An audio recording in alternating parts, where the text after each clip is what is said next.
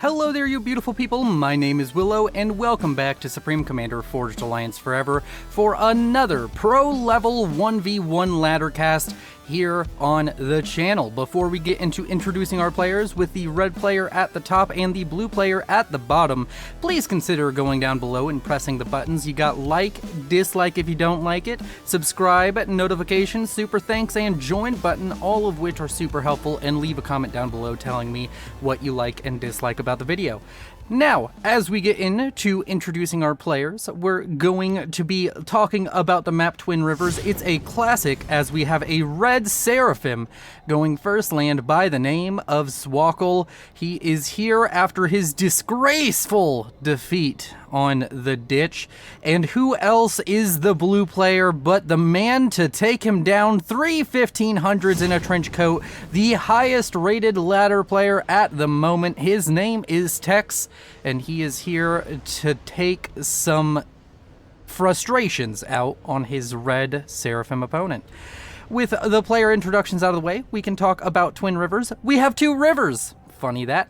And we also have about 10,000 reclaim on the map in total, and we have a lot of mass points and a lot of areas to expand, and very many of these tiny, or not really tiny, but these large kind of open fields with some mixed in choke points where these players are going to have to really try and defend against things. You often see walls in kind of this section from players, as it's just kind of out of the way. It's really far away from your commander.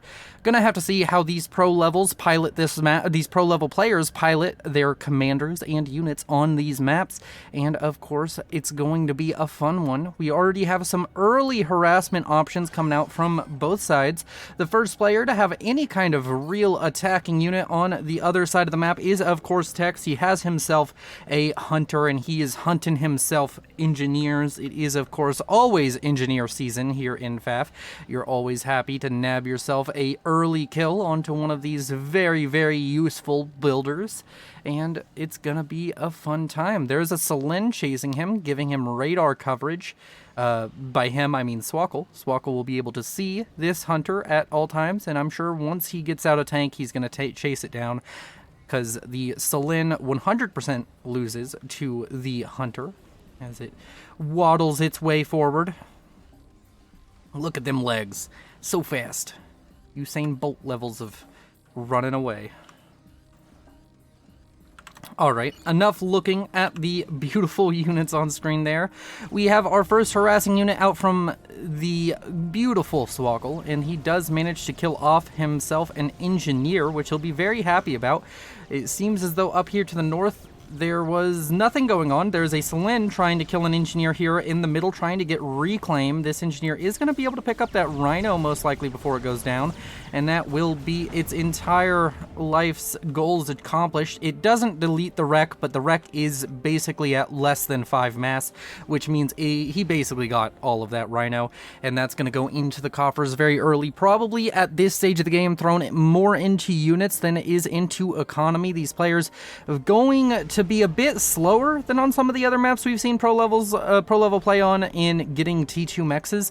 You have so many expansion mexes that generally in the early game you want to throw that early reclaim into getting up another factory, getting up some more production to fight off your opponents. Whereas over here in the main base of Swkoll, both players up to 2 land factories. Swkoll finishes up his air factory a little bit before Tex can finish up his, so Swkoll's build has more factories online earlier, although he does seem to have a little bit more trouble with expanding out to other mexes as he uses a thumb to kill off that unfortunate trespassing unit. Was that the hunter from earlier? Oh, it was. Okay. So that hunter managed to kill off a Selene, I believe. Yep, it does kill off the Selene up here, and maybe not. Maybe that looks like a Selene. Don't know what... That also kind of looks like a Selene. I'm not sure. I am dumbfounded by this turn of events. We have another Selene in the background going to be getting a kill. Is this the first one from earlier? Yes, it is. It's going to get up to 2 ranks of veterancy, and then if he stops it, he can maybe cloak and get out of this... Oh, I think he might have tried it. It looked like it went to the cloak animation for a second, but maybe I'm wrong on that.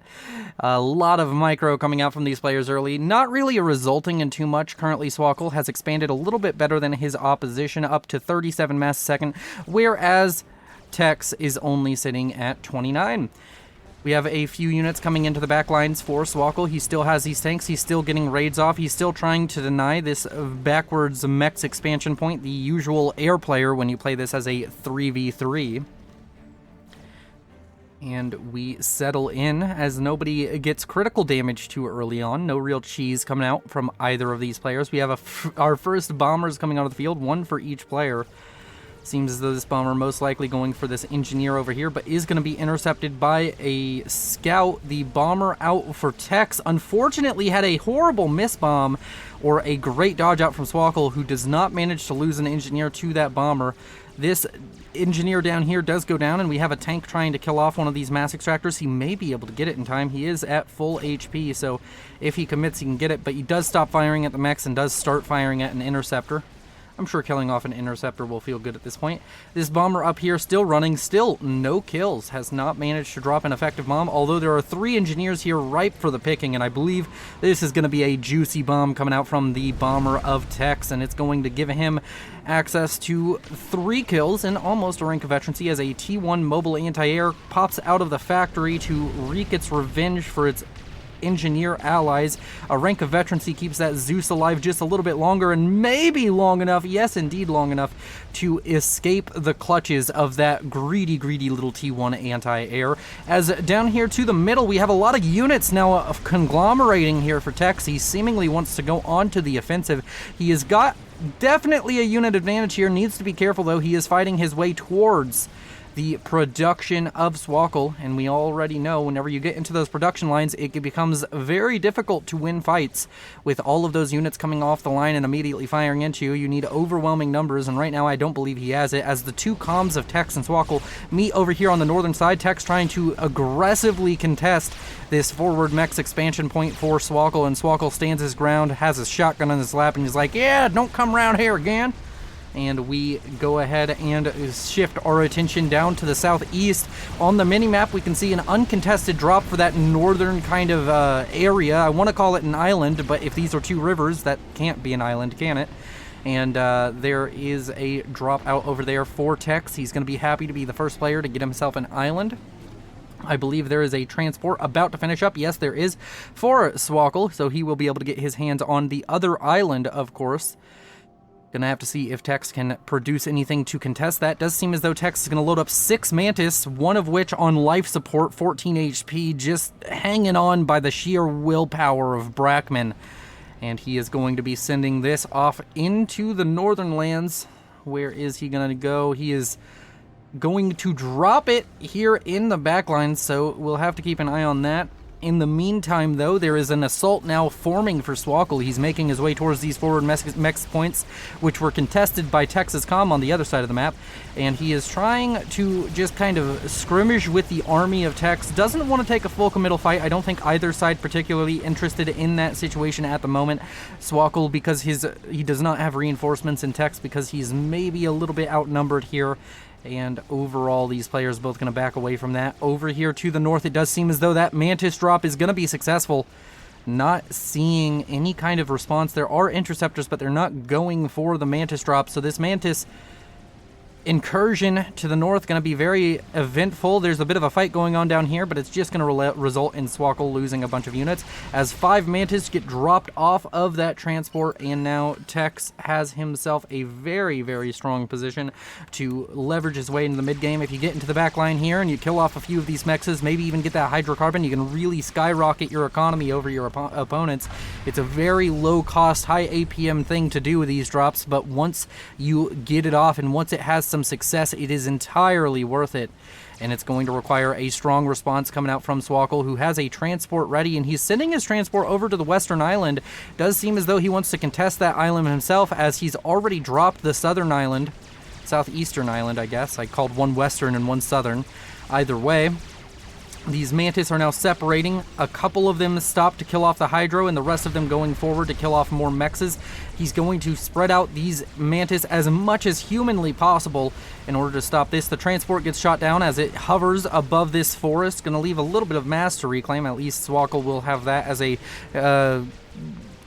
participation award for having a transport. does not manage to lose it over enemy territory, very thankfully for him. Gun speed and range on the way for both players, but Swkoll in a distinct advantage as he is at 65% versus the 35% of Tex's upgrade, and Tex getting a distinct advantage here in the background as he is killing off quite a few of these mechs. He's going to get every single expansion mech here in the back as long as he micros these Mantis properly. He will get it. He just needs to remember that that second Mantis exists. The mech's going down very, very quickly. The Mantis does have decent DPS. There's an assault. We can see it on the mini-map now starting to form, but there's walls in the way to stop these units from getting through. The wall is not quite completed yet. Kind of unfortunate for Swkoll. If Tex remembers these units and sends them forward, they will be able to get into the base and start killing off some of these mechs in due time. As we take a moment to breathe, we can have another fight now breaking out down here to the south. A lot of T1 units involved. I believe Swkoll has the advantage, although he is kind of piecemealing, sending in few units at a time into a very large horde. Needs to be careful with those units, needs to make sure he is grouped up and using them properly. Of course, these are pro level players, so I should not be telling them how to use their units, but will, of course, try and give you insight into maybe a few of their thoughts, maybe show you what they're looking at. It does seem as though Swkoll may have been correct in his assessment. Does seem as though he's getting the better end of this fight. He's leaving a reclaim field here. Does he have any engineers in the area? Is a question for, I guess, another day, because it does seem as though he does not have a single engineer. Oh no, he does have a few back here. If he can get into that reclaim field, as my throat decides to make a weird noise there. Sorry about that. If he can get into that reclaim field, he will be very pleased with himself for taking that fight, although now it does seem he's a little bit short on numbers, and with T2 units, these Rhino heavy tanks coming out onto the field, he needs to think twice about attempting a fight. He's going to lose a lot of units here. He is at a tech disadvantage. Of course, he is not at Tech 2 himself. No, he is at Tech 2 himself now, and is now starting to produce Ilshivas as a large push with Tex's Guncom coming on to the position of Swkoll's Guncom. It's going to be a little bit of a dangerous situation, although with reinforcing units and now Ilshivas showing up on the scene, as long as he keeps the Ilshivas a little bit back out of the overcharge range of that comm of Tex, he will be able to push this back and regain this territory. He won't lose too much here, and he will gain a reclaim field if he is fortunate enough to do so. Although right now Swkoll looking dangerously light on land units, and we now have a large transport of units, although it seems as though 3 moles is not the greatest thing you want on your transport, and the multiple AA over here going to shoot down that transport, going to leave a nice juicy reclaim patch here on this cliff. Don't know if you can get that. Can you get that? Guess with an attack order from a factory, anything is possible. As down here to the south, Tex being forced back. Tex on a relatively low HP of 3,400, whereas Swkoll sitting on 6,700. He's quite a bit more healthy, but the comm of Swkoll being caught up in the pathfinding of all these units. Those Mantis bravely saving their commander. The Rhino going to be the price to pay for that, and that's going to be very unfortunate for Tex. Whereas down here to the southeast, we're seeing a bit of an unfortunate thing unfold for Swkoll. He really just doesn't have the units to contest both sides of the map at the moment, and right now Tex is trying to run him around, trying to slow him down, trying to stop this Ilshiva ball from becoming any more scary than it is. Of course, Ilshiva's better than Rhinos. They are the best T2 land unit, other than the Blaze, because the Blaze can go anywhere, do anything. Blazes are the best. Change my mind. Even in a cast with a Seraphim and a Cybran, I'm going to have to sit here and tell you that how much the Aeon are just glorious and amazing. As we come over here to the east, we can see a drop showing up for Tex. He's going to be trying to gain control of this southern island. Unsure if this is going to be a great call. Thumb's going to start producing now. There's our already Zooies, so if these Mantis ever stop moving, there's of course going to be that struggle. Or if the Mantis just get unlucky and the Zooey targeting is good enough, you might see some of these Mantis go down to pure Zooey fire. The Mantis are going to be at a disadvantage. I'm sure 6 Mantis have the DPS to kill off a factory before it produces too many tanks, but they have a lot of health to chew through in a very short matter of time. Bomber's going to be going down to mobile AA down here, as in the center there's still some skirmishing going on between T2 and T1 units. This is the most important kind of fight going on right now. If Tex loses this side island, he's going to be kicking himself. Or not Tex, if Swkoll loses it, Tex will be very happy with himself if he's able to gain it. Sorry, last cast, Tex was red and Swkoll was blue, and for some reason, that is still ingrained into my mind. Swkoll is just forever a blue player, and Tex is forever a red player now, apparently. As we have a transport seemingly going to drop an Ilsheva over to this side island, is what I would guess. A transport managed to drop a Rhino and a Mantis into the backline, and we're going to have some T2 mexes and some almost T2 mexes now going down for Swkoll. He's going to take a huge economic hit, although he can afford to take it. He is massively ahead on both total mass generated and reclaim and current standard mass generation numbers. He is just ahead of his opponent every way economically right now. 5,000 mass overall is the lead he's managed to garner for himself as the Ilsheva comes in, kills off the Rhino, and it does seem as though he's going to be able to protect everything but one upgrading T2 mechs. It's going to feel bad to lose that, but overall, it's not the worst thing that could have happened. Whereas in the middle, we might be seeing the worst thing that could have happened. Swkoll under heavy fire from this gun comm of Tex and a large land force out from Tex. He's going to be in a bit of danger here. There's some Ilshevas coming up the rear. There's some Zooies showing up as well. Swkoll currently sitting on the Regen Aura upgrade, making his units just that little bit more tanky, trying to get that value out of every single Ilsheva, out of every single tank, out of every single mobile artillery piece. And he really, really wants to survive here. He's under a lot of threat. I think he's going to be safe. He does get another rank of veterancy just in time, and he's going to be able to force back these units. He's overcharging. He's getting a lot of work done with that comm, although he's still, I would say, light on the land units, just doesn't quite have the numbers that his opposition has managed to throw together. I guess that is kind of the punishment he's taking currently for going for so many T2 mexes, although if he can stabilize, if he can get his production up to snuff, he will be able to roll over Tex as long as he continues to stay ahead economically. These economic advantages in these high-level games, they add up over very, very long periods of time, and you start seeing just small things going the way of the player with more mass, and then it cascades, an avalanche starts falling down upon the other player. Small mistakes will not be forgiven here, as we're looking at two of the best players in FAF at this given moment. Bombers now out onto the field, starting to drop some bombs onto the comm of Tex, I would believe. Nope, these are going for the various land units, coming over to give a nice birthday surprise to any unit unfortunate enough to just stand in the wrong position. And Ilsheva going down. Good riddance.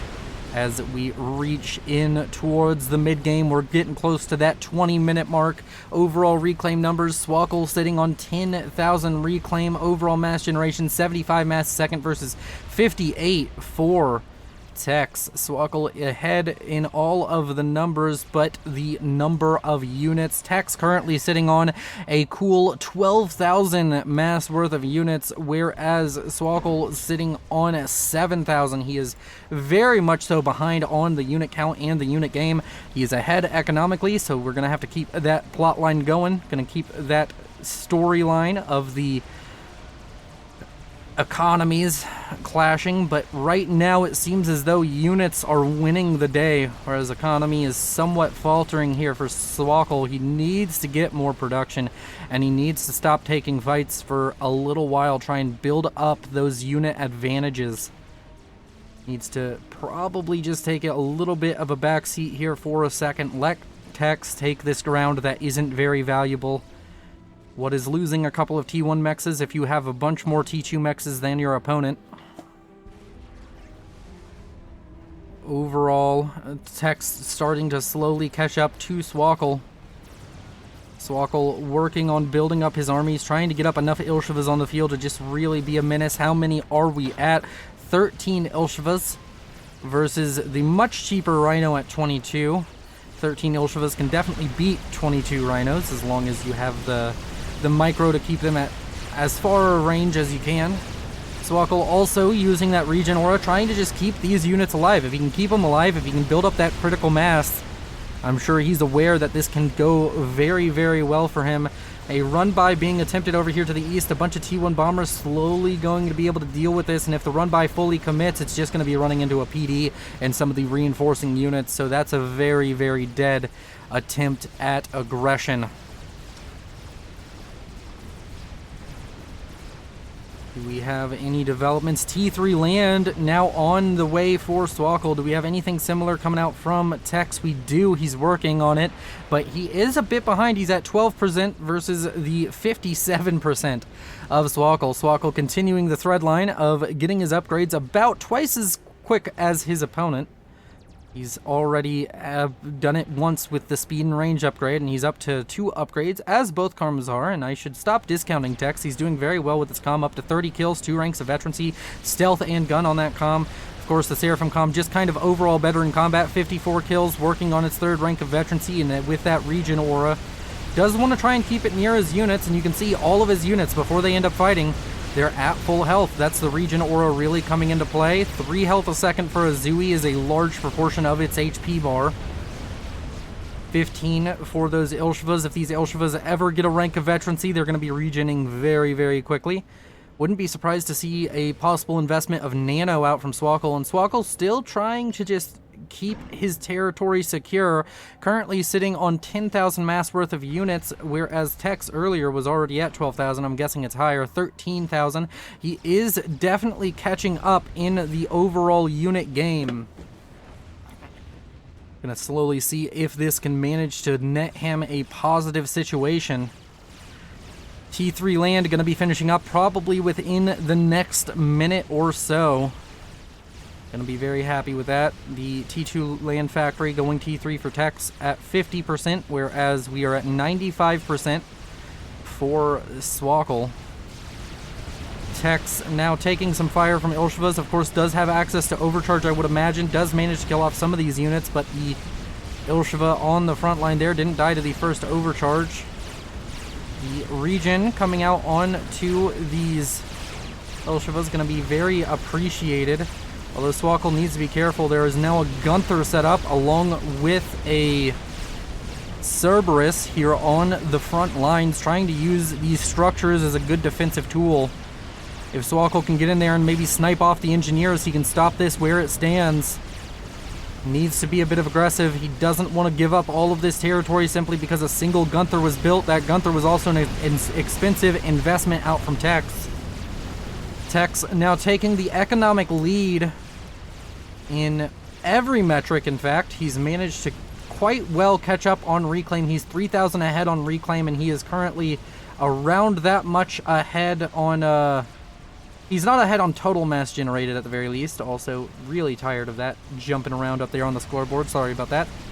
As a large push shows up for Tex towards Swkoll's main base. Swkoll's main base is seemingly titanic to think of invading it at the moment, with all of the units coming out of that factory.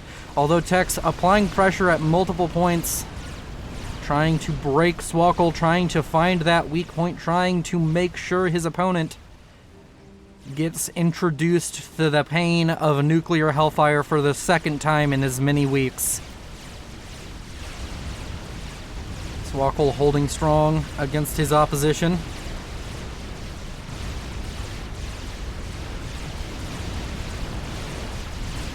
And now the engineers on the front line going down, meaning that this firebase option is going to require reinforcement if Tex wants to hold on to it. Swkoll gaining territory. The units over here for Tex are thinning out. There's some units over here trying to use their range advantage. Those Zooies trying to be used to great effect to just peel off the edge case of units in that formation. Swkoll and Tex continuing to fight it out. Large battles taking place as Tex continuing to try and apply pressure on Swkoll, and Swkoll continuing to show up with just enough to stop him. No territory really being gained by either side at the given moment. Swkoll under a bit of threat, has a lot of units firing into him, does have that T2 PD to fall back to, does have an artillery on the way, if not finished. He has finished up an artillery to fire back in the general direction of his opposition. The second Utashala showing up. Utashala. So fun to say that. So glad the Duelist pointed out that that's how you say it. It's so good. Props to the Duelist. If you don't know who the Duelist is, go look him up. He's a great guy. He's from Texas, and he deserves way more viewership than he gets. Down here to the southeast, we have our first T3 units gracing the field with their presence. Autumn's going to be used. This might be a bit, just a tad bit overachieving, or bold, to try and use 2 Autumns to fight an entire army. Although so far the Autumn's having great success until they die. Do kill off quite a few units, each of them. But both those Autumns are going to go down. Of course, this is on the general territory that Swkoll controls. As long as he can push back these forces, he can get into that reclaim field, pick up the wrecks of those 2 Autumns.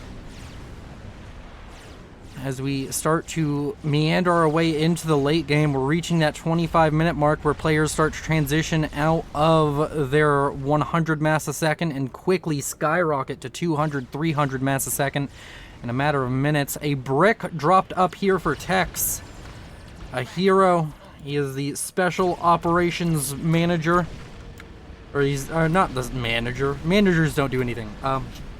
He's the commando of the Cybran forces, and he's been sent in to sabotage the economic supply line of Swkoll.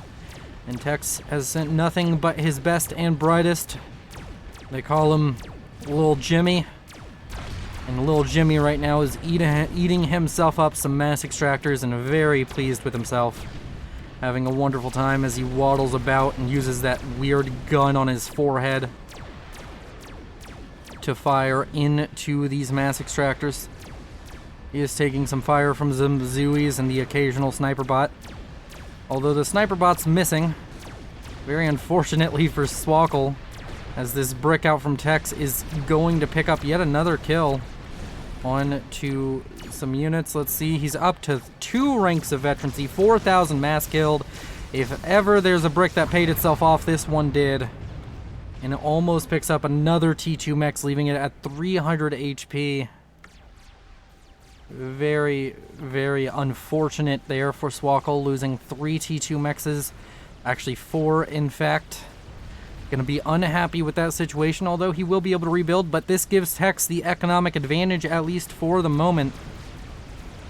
As Swkoll, trying to get his own economic damage done, trying to send some units into the backline, trying to pick up some of this damage that was done to him and throw it back at his opposition.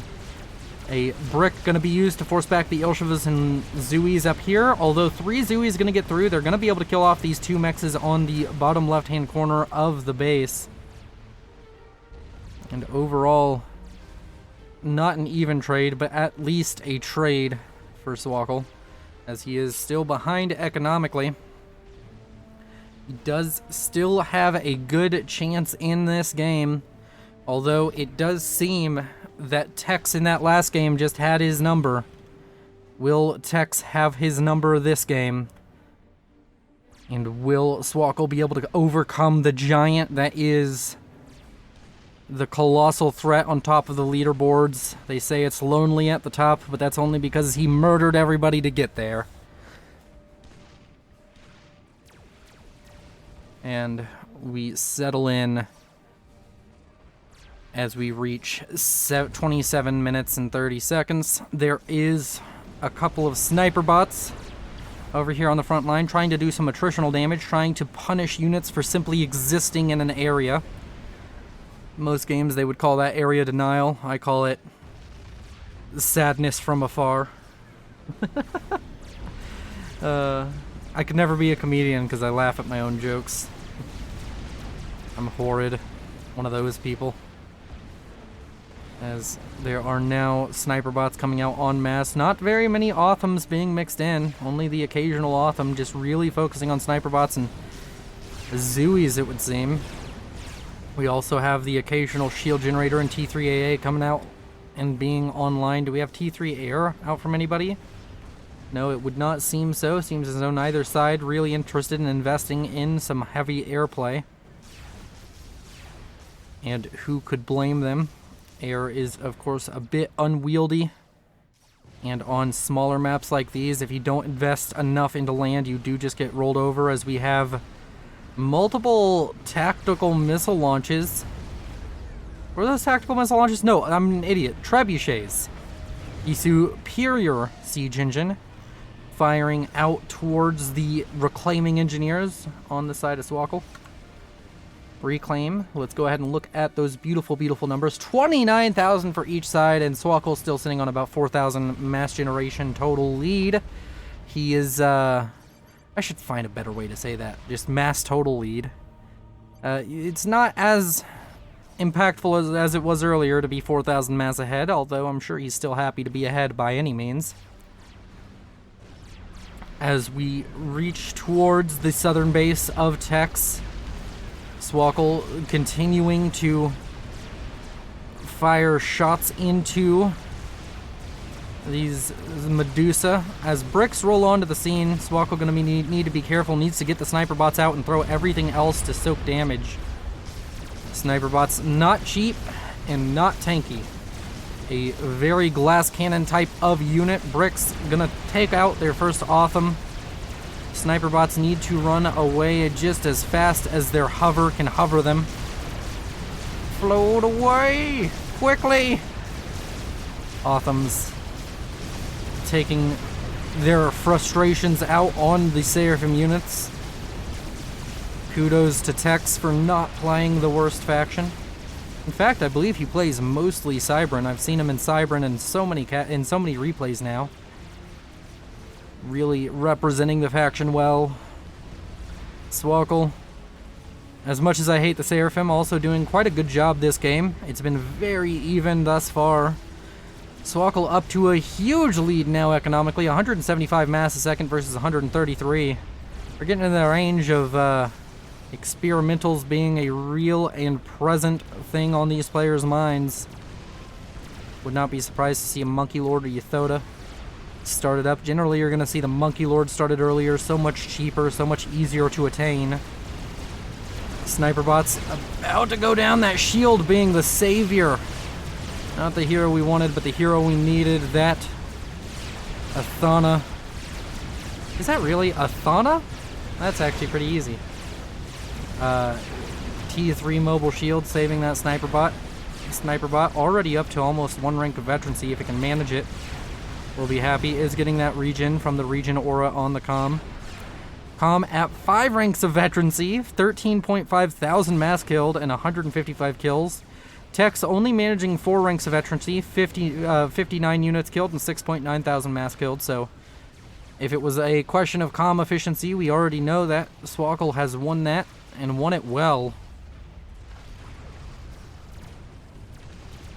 Do we have anything spicy going on in either of these bases? I'm not seeing it, if it exists. Don't see a spider or a Yathoda or a nuke anywhere. These players still content to duke it out with traditional means of T3 units.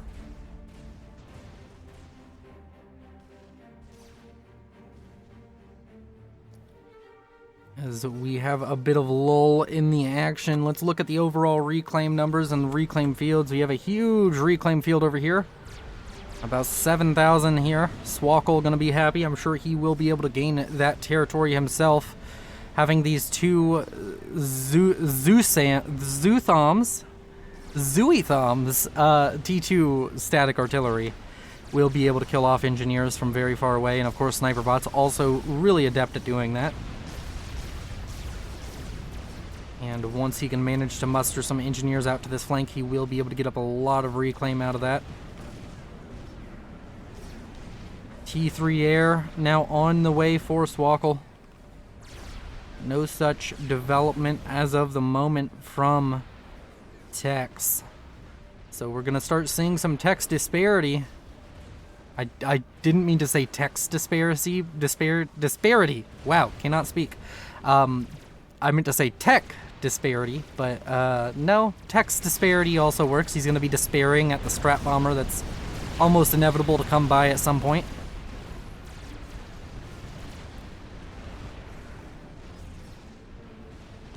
Sniper bots still being used to great effect.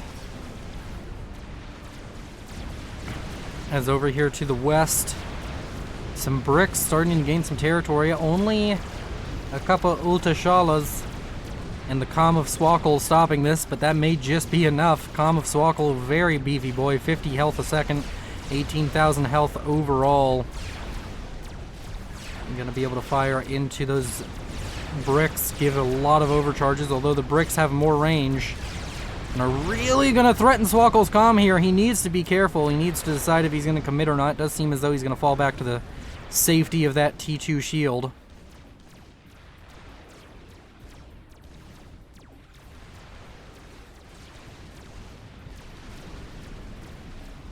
The game has been a tale of two strategies. Seems as though Tex has consistently had larger armies, and Swkoll has consistently tried to make his armies more cost-effective, and overall, I would say Tex is probably winning this, as he has a Monkey Lord halfway done, and he is throwing that up very quickly. Swkoll has generated so much more mass. I don't see any kind of response coming out from him. I don't see a Yathoda. I see an air factory, surprisingly enough. We have T3 air finished up. We have Volthus. We have a run-by over here. He killed off some of these walls. He now has a brick in the back line, and we've seen this story before. He's here to avenge little Jimmy. His name is Big Tom, and he's coming through with a wrecking ball to just destroy all of these production buildings. He came in like a wrecking ball. Yes, my audience of 25 to 34-year-olds, yes, they will very much so relate and have good feelings about Miley Cyrus, I'm sure. Well, I guess 25 to 34, that's still within the age range, isn't it, for like Hannah Montana to have been on TV? How old is Hannah Montana on TV? I don't know. Will be interesting to find out in the comments, because somebody is bound to fucking tell me. You know what? Here's a fun thing. Go into the comments and tell me what your favorite TV show was when you were in your teenage years. 13 to 19. What was your favorite TV show? Just pick one. Don't give me a list, just pick one. And that's how we will shame everybody down below, and everybody will feel old. And what you need to do is beside your TV show, you need to go look up the first day that it aired and put that in your comment. As we have a Monkey Lord completed now for Tex. I'm just gonna make everybody feel old this cast. I don't know the first day it launched in an episode, but my favorite TV show as a kid, if anybody is wondering, is a toss-up between Chowder and maybe Adventure Time. No, just Chowder. I loved Chowder as a kid. I don't know if that was my teenage years, actually. That may have been even younger. It only had, like, what, 3 seasons? So it was not a very popular show. Hell, it may have only had 2 seasons, but I loved it. Monkey Lord, now under assault by a wave of Volthus, and it doesn't seem as though there's a great response currently for Tex. He's producing a lot of anti-air, which he will be able to use for this, but this Monkey Lord going to be brought down into the yellow health. He's probably going to be brought down into half HP very soon.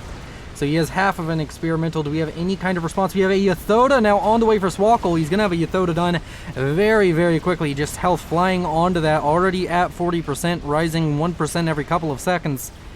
Do we have another Monkey Lord on the way? No, we don't. Do we have anything on the way to help with this? We have more units running by in the backline, still trying to get some of this run-by economic damage done, although now there are some T2 PD, which are going to be very problematic for the units of Tex.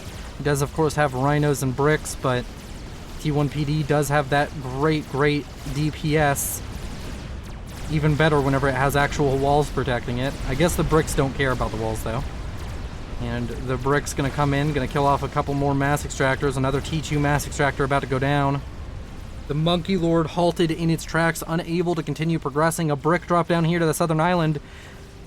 Gonna kill off these mass extractors, although all of these were T1, it would seem.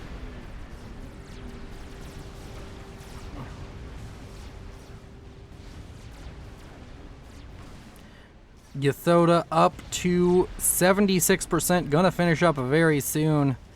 Swkoll might want to be a little bit antsy. His comm is kind of out in the open. probably wants to sit it underneath a shield and maybe get away from the front with the Monkey Lord skulking around. It's hard to keep track of those very sneaky T3 units.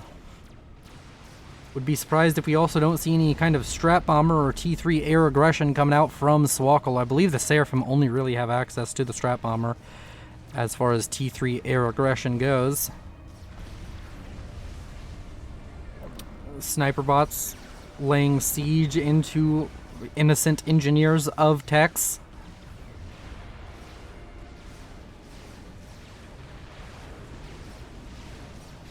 And the Monkey Lord sitting on the front line doesn't need to worry about the sniper bots, does Tex. He's been dealing with them all game, of course, but you can't be too risky whenever they're in play. They can deal so much damage, and once you get a critical mass, you can even get things like experimentals dying to them. A couple of bricks down here, going to be going down to this army roving around for Swkoll, and Swkoll really in the past couple of minutes has seemingly gained a lot of wind in his sails, a lot of momentum. Once he stopped that Monkey Lord from being able to just romp through the army with those Volthus, it seems as though Tex doesn't have a great response. He's building another Monkey Lord. Maybe with two he'll have a better chance. But the Yathoda has finished up and is coming over to this northern side. Power stall now for Tex. He's going to be finishing up a T3 power momentarily, so I'm sure he's not too worried about it. Power should be back online. Should be able to switch the lights on, turn those shields back on. Ooh, juicy hit from a T3 artillery piece there. Trebuchet killing off multiple units. These Athanas, along with the sniper bots and Othams, going to be able to get a lot of work done. Doesn't want to separate them too much, but he is splitting his units up a bit. He has a large push now coming in through the south. There's really nothing of value down here. It's still mostly T1 mexes. Probably there was another attack I saw here that I didn't see here that I missed. As the first Monkey Lord is coming within range of the Yathoda. Yathoda firing into that Monkey Lord, going to get a lot of damage done very, very, very quickly. And that's going to be a very dead Monkey Lord. The second Monkey Lord has finished up and is now making its way north, going to be able to deal with this. A split off from the army. The brick's going to fire into the Yathoda. Are there enough bricks? Is there enough here to push back that giant robotic chicken that deals so much damage with so little effort? Swkoll going to be taking a lot of damage on that chicken, down to half HP, maybe enough for the Monkey Lord to get into range and really strike a killing blow. Down here to the southeast, a singular brick trying to hold off against the Otham's bricks and sniper bots. Or Otham's Zooies and sniper bots is what I meant to say. Bit of a dangerous situation. Another spider bot trying to be thrown together quickly. Monkey Lord's the plan for Tex, but Tex is behind economically.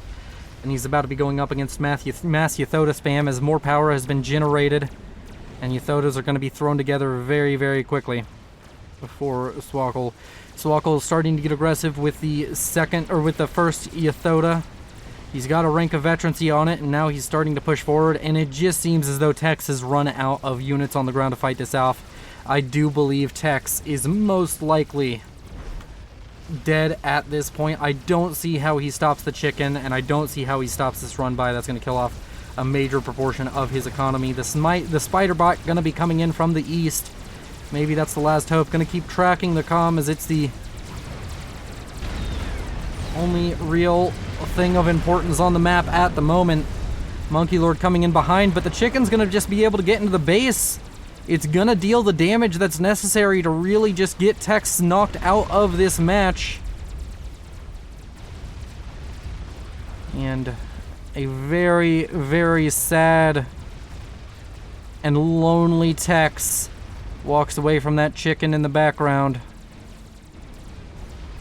He stops walking and starts running again. GG, well played, a Control K. And I'd like to thank you all for watching. Thank you to the Patreons and channel members who fund this channel. It helps more than you could ever know. Please consider joining the Patreon or channel membership. I'm trying to come up with better ways to reward you all. I tried the F You Pay Me series. It didn't really do all that well, but maybe we can come up with something, or maybe you just really enjoy this content. Maybe I make your days better. $1 a month is amazing and helps out more than you know. Thank you all for joining me. You all are beautiful. See you in the next one. This is Willow, signing off.